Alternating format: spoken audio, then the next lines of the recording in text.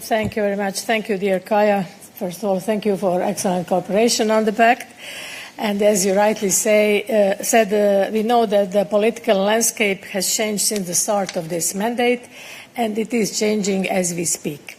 So we have been working on this Pact from the day one of this mandate. But of course, we haven't started from scratch, because all of you know that we adopted new agenda for the Mediterranean in 2021. So we are not redefining our agenda, but we changed our methodology. This time we used bottom-up approach. It was not created within only DGs and so-called bubble, but it reflects the situation on the ground. We are creating a partnership of equals, and the difference is that this time we are going much more granular by trying to identify the full potential of the region. We are supporting investments of mutual interest to our countries by working together in order to change societies by working together. The focus this time is on 10 southern countries, partners, but the Pact will also deepen our cooperation with the neighbors of our neighbors, such as the Gulf partners, but it goes beyond the region, thinking about Mauritania, Turkey, but also having in mind IMEC, knowing that it starts in India and ending in the Mediterranean. So it is crucial to underline today that this Pact is the outcome of the intense consultations with the member states, our member states, with southern partners and stakeholders such as civil society, youth and academia. So today we have a right to say that we mark a new chapter. Of course, the recent events in the Middle East and long-awaited peace deal give us hope for a better future. What we are doing, we are creating a common Mediterranean space. And this Pact is not just a political declaration. Our deeper cooperation is a strategic choice. And it is reflected in the creation of new portfolio, creation of new DG, MENA, and also in the proposal, our proposal, Commission's proposal, to double the budget for this region to 42 billion euro in the next programming period. Of course, now it is in co-legislators' hands. The Pact has already demonstrated a connecting power.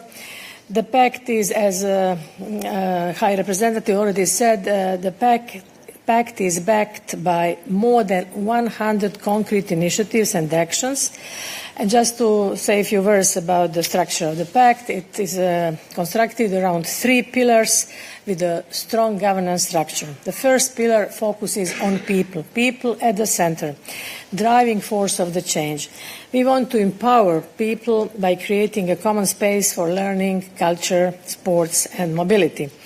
And one of the flagship projects is creating of a Mediterranean university to connect young people and broaden Erasmus Plus and Horizon Europe.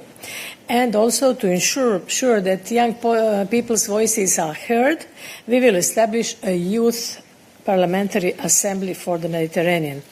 These are only a few examples of how we invest in people. There is much more on culture, on diplomacy, on mentoring programs, on Mediterranean games which are coming. So we are bridging the skills and qualification gap in labour markets and strengthening civil society in local communities.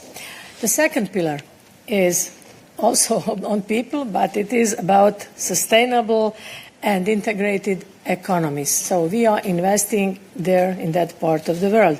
The European Union is already the region's largest trading partner, and the potential ahead is enormous. So the Pact will modernise trade and investment relations.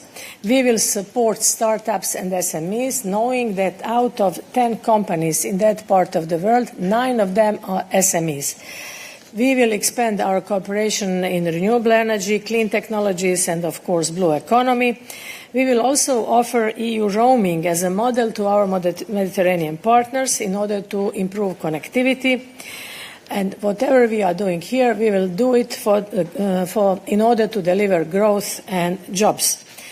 Another example on energy is Trans-Mediterranean Renewable Energy and Clean Tech Initiative, so-called Team Med. It's about energy transition, knowing that there is a plenitude of sun, wind, and of course there is potential for green hydrogen energy.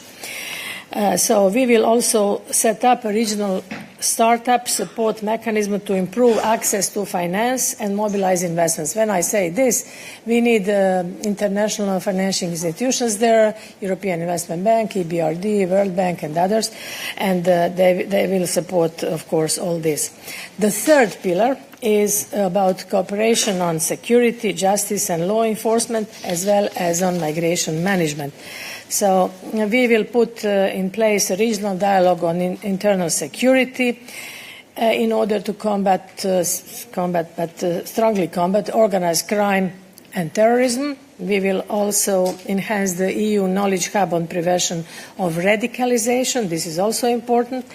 The Pact in this third pillar also includes establishment of European firefighting hub in Cyprus, as it was announced by President von der Leyen and HR High Representative. So, in order to support the development of all hazard early warning system.